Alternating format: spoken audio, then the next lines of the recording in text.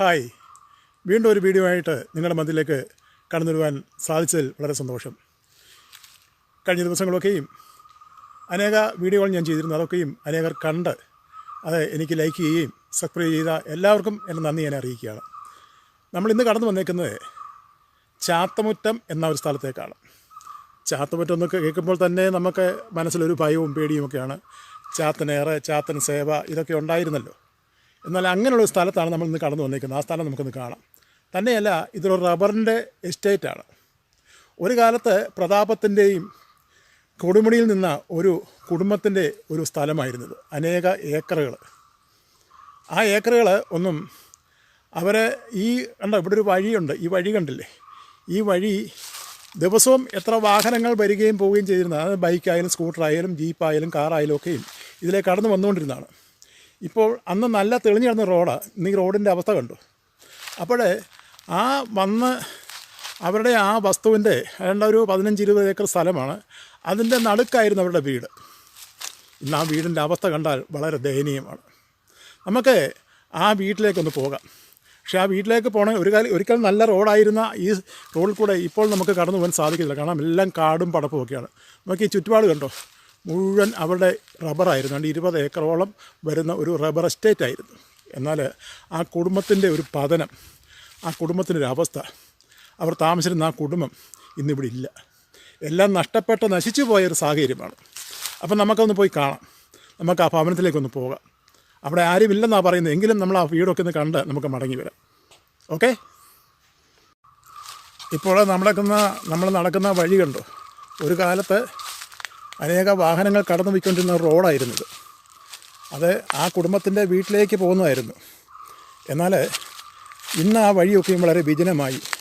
ആ സ്ഥലങ്ങളൊക്കെയും വളരെ വിജനമായി. കിടക്കുന്നത് കണ്ടോ. 20 ഏക്കറോളം വലിപ്പം വരുന്ന ഒരു റബ്ബറിൻ്റെ തോട്ടമായിരുന്നു. ഇതൊക്കെ ഒരു വ്യക്തിയുടെ വകയായിരുന്നു. എന്നാൽ ഇതെല്ലാം നഷ്ടപ്പെട്ട് ഒന്നുമില്ലാത്ത ഒരു അവസ്ഥയിലേക്ക് അവരായി. ഇന്ന് എവിടെയാണെന്ന് പോലും ആർക്കറിയില്ല.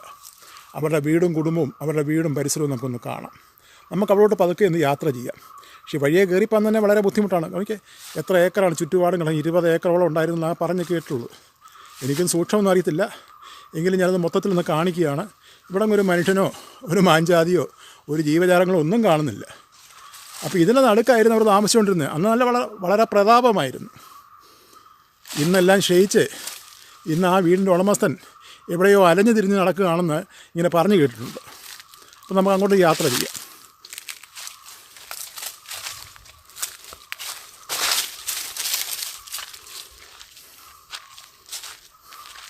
ഇതാരോ വ്യക്തികൾ വാങ്ങിച്ച് അവരിന്ന് ഈ റബ്ബറൊക്കെ ടാപ്പ് ചെയ്യുന്നുണ്ട്. പക്ഷെ ഇവിടെയൊന്നും മനുഷ്യ സഞ്ചാരമില്ല, മനുഷ്യവാസമില്ല. കണ്ടില്ലേ സ്ഥലങ്ങൾ? ഈ വഴി തന്നെ കണ്ടോ. ആ വഴിയിൽ ആ വീട്ടിലേക്ക് പോകുന്നൊരു വഴിയാണിത്. ഞാൻ ആദ്യമേ പറഞ്ഞല്ലോ, നല്ല പ്രതാപ സമയത്ത് ദിവസവും എത്ര പ്രാവശ്യം തൻ്റെ ബൈക്കിലും തൻ്റെ ജീപ്പിലും കാറിലും ഒക്കെ യാത്ര ചെയ്തുകൊണ്ടിരുന്നൊരു വഴിയായിരുന്നത്. അപ്പോൾ ആ വഴിയെല്ലാം ഇന്ന് കാടുകൊണ്ട് ആകപ്പാടെ മൂടിക്കിടക്കുന്നൊരവസ്ഥയാണ്. ഒരു ഭീകര അന്തരീക്ഷം ഇവിടെ കാണുമ്പോൾ നമുക്ക് തോന്നും. ഇവിടുത്തെ അവസ്ഥ, ഈ ചുറ്റുപാടെങ്ങും ഒരു മനുഷ്യനില്ല. ഈ ചുറ്റുപാടിലെങ്ങും ആരെയും കാണുവാനുമില്ല. ഉണ്ടോ? ഈ വഴിയാണ് മുന്നോട്ട് പോകേണ്ടത്.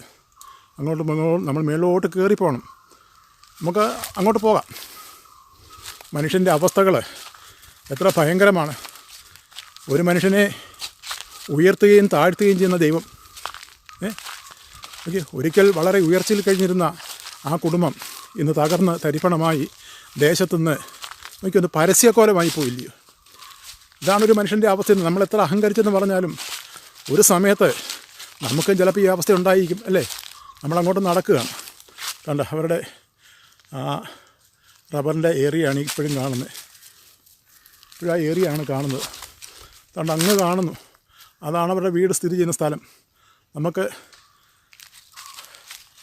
അങ്ങോട്ട് പോകാം. അവിടെ മുന്നേ പോകുന്നത് നായാണോ കുറുക്കനാണെന്ന് അറിയത്തില്ല. എല്ലാം മുന്നേ പോകുന്നുണ്ട്. ഓ, നായ. അതിൻ്റെ കഴുത്തിൽ ഒരു ബെൽറ്റുണ്ട്. ഇവിടെ കാട്ടിൽ നിന്ന് കണ്ട് ഇറങ്ങി വന്നതാണ്.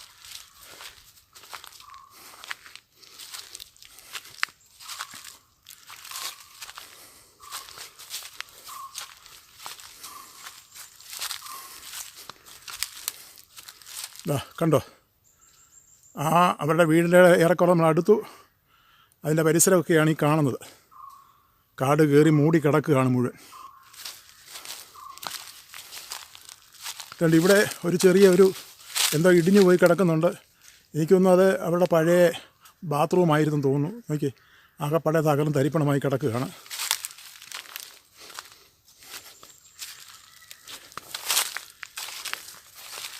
എനിക്ക് തന്നെ ചെറിയൊരു ഭയം തോന്നി ഇതിലേ നടക്കാൻ.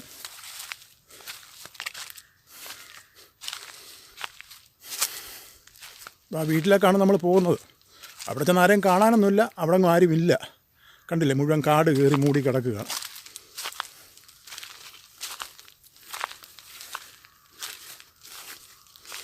ഇത് വല്ലാത്ത അന്തരീക്ഷം.